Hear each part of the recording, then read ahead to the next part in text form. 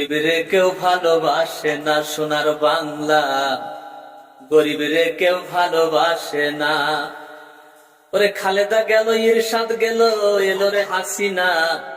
গরিবরে কেউ ভালোবাসে না সোনার বাংলা। এক ঘরে দুইজন চাকরি করে, তিনজন করে, আর এক ঘরে না খেয়ে থাকে। এই হলো আমার সোনার বাংলা, গরিবরে কেউ ভালোবাসে না। প্রতিটা ঘরে আমরা চাকরি চাই, একজন করে চাকরি দিবেন। স্বামী চাকরি করে, বউ চাকরি করে, ছেলেও চাকরি করে, আর অনেক পরিবার আছে একজনও চাকরি করেন। কেমন নীতি, কেমন রুল আমাদের দেশে? আমরা যাব কোথায়? আপনারা নেতা, দেশ চালান, আপনাদের মতন ভালো লোক নেই, এগুলো দেখতে পারেন না?